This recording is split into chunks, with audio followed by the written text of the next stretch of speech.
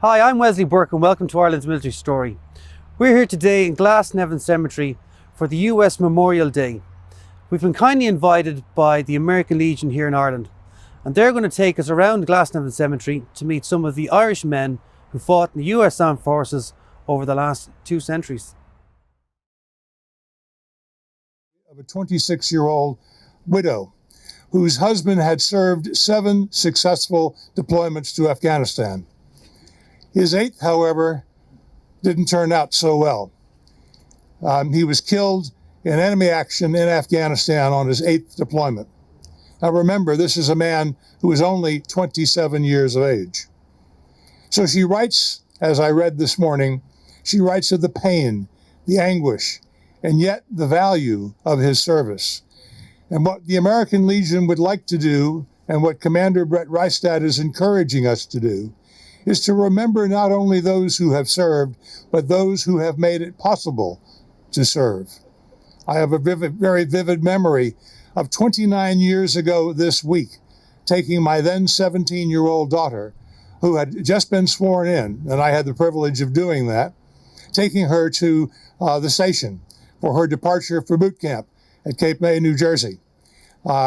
Every parent who does that, every parent who worries about how their child is doing in the military service someplace, has to both worry about the child, but be thankful at the same time that that child's service is the very sort of thing that keeps the United States and its allied countries, such as Ireland, free.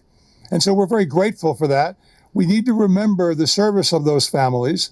We need to remember that all of those families, when an individual member goes off in the military, they go off with families who worry about them, send them letters, phone them up, emails, and so on. And so they're really part of that overall commitment to support, protect, and defend the United States of America. And so I'm delighted to reflect on that and to ask you as we go through the cemetery this morning to remember not only the stories of the men that we'll hear about. And Connor Dodd, where are you? Raise your hand, Connor. There you are. Connor Dodd is the cemetery's historian.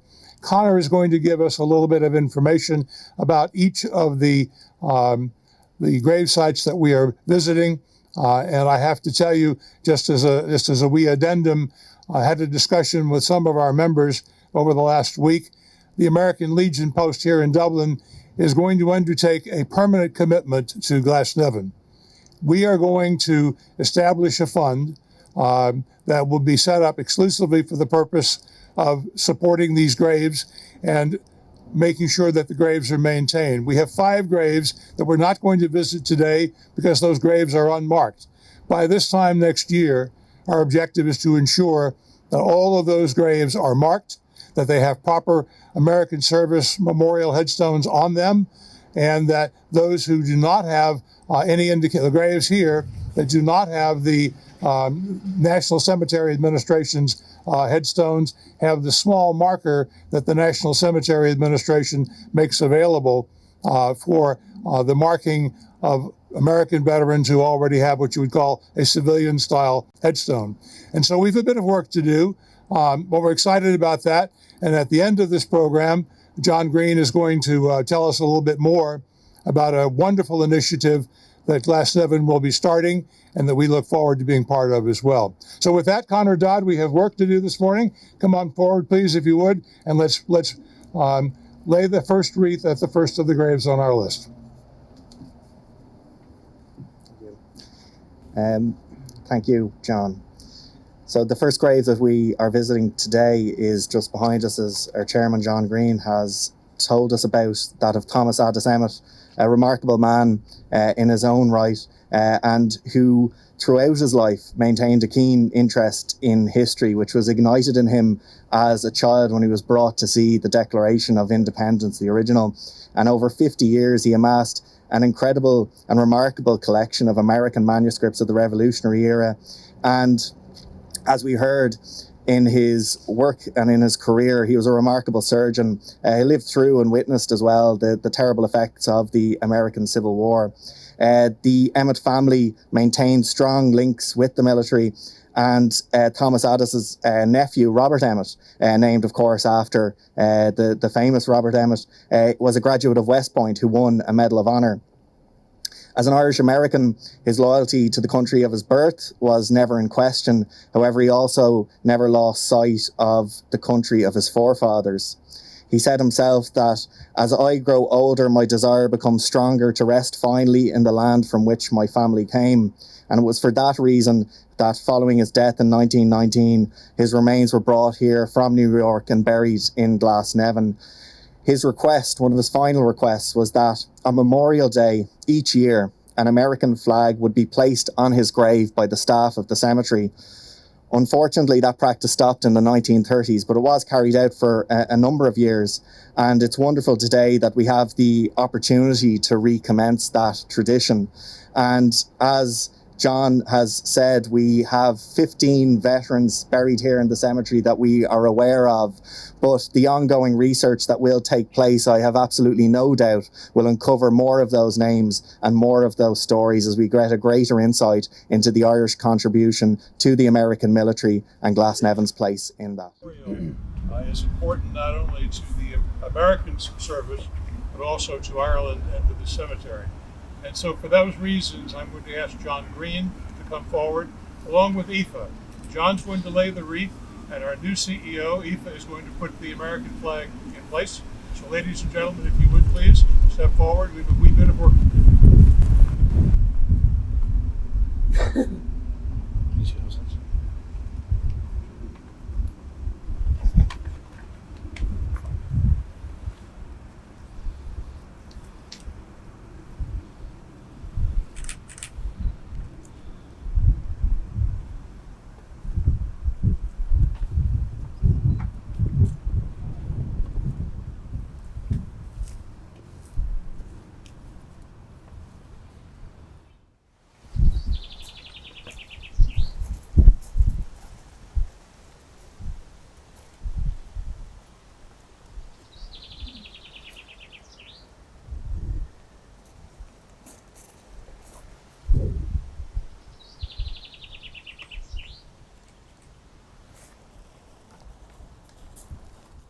And you'll see that in a number of American cemeteries as well.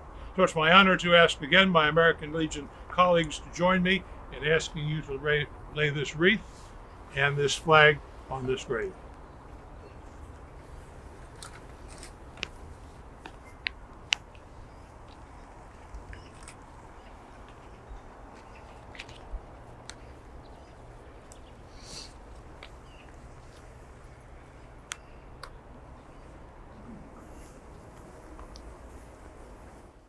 Conor, thanks so much for meeting us.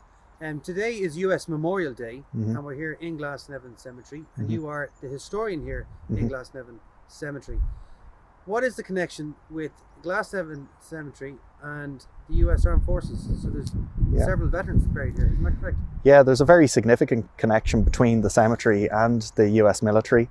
Obviously, we're the largest cemetery in Ireland. We've 1.5 million people buried here altogether, and the cemetery reflects Irish history really through the ages and since its foundation in 1832. And as a result, there's an awful lot of significant connections there. And they range right through from the American Civil War, through the First World War, Second World War, and even up to Vietnam. So there's a huge number of connections here in the cemetery. And today what we did was visit some of those connections through the graves of the likes of Hugh Dwyer, who served with the famous 69th New York Infantry during the American Civil War, a memorial to William Dillon Walker, who was actually born here in the cemetery and was the son of the first sexton of the cemetery, and he was killed during the American Civil War at the Battle of the Wilderness. And also as well other graves, those of Second World War veterans, and others as well, like John Bannon, the famous fighting chaplain who served for the Confederates during the American Civil War. So there's a huge range of history amongst those stories, and really I think you get a great sense of the Irish contribution to the American military through those stories here at Glasnevin. Thank you, Conor. Now there are several graves that are unmarked, and do you know anything about them? There are a number of graves that are unmarked. Most of those are actually veterans of the American Civil War who would have come back here to Ireland and to Dublin and died and were buried in graves by their families in a lot of cases, or buried by the cemetery, and unfortunately those graves remained unmarked. Our plan, along with the American Legion, is to try and mark each of those graves individually and to recognise them on each Memorial Day going forward in the future. Okay. Conor, who would be the most significant person with links to the United States Armed Forces here? There's quite a number of them. John Bannon would be very well known because of his reputation as the fighting chaplain of the American Civil War.